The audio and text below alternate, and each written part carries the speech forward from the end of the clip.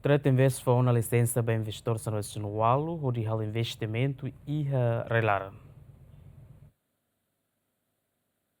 Adjunto diretor executivo Trade Invest HTT, Trade Invest reliu bem investidor nebeho capital bot mínimo rihunatus lima tuir decreto lei número rua para rihunrua runulu racing walu ona ba regulamento no procedimento bem investidor nacional no internacional. No nehu si tira rihunrua runulu racing ida to tira rihunrua runulu racing hat Trade Invest simu ona hat nulu racing rua proposta ba investimento mai behu si número ne Trade Invest fo ona licença ba investidor hamutuk sanulu racing walu usinação Austrália no Singapura, nebe investe em área turismo, hotelaria no agricultor pesca. O Trade Invest Racing,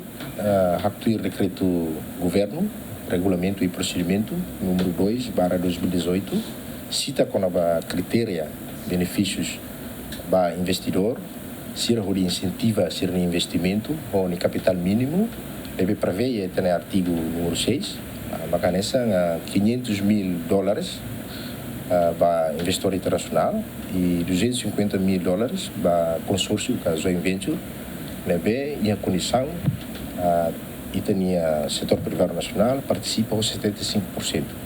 E que o capital mínimo para $50 mil para a investidor nacional. No Twitter, le investimento privado número sanulu recém hat para rihun rua sanulu recém ida e artigo sanulu a linha rua prevê cidadão internacional lebeto halo investimento no reinveste e Timor-Leste precisa investe o capital mínimo dólar rihun atusida lima nulu no atividade hirakne bele for receita ba estado fomos receita indireita ba estado e usi for serviço ba Timor-Ansira onde contribui para desenvolvimento econômico Timor-Leste. Além de netuir dados, usi serve empresa nacional no internacional nebemak resisto halo atividade negócio e a Timor-Leste basic rihun nulu resinida usi número ne empresa estrangeira basic rihun lima. Dilma Suzeti, GMN.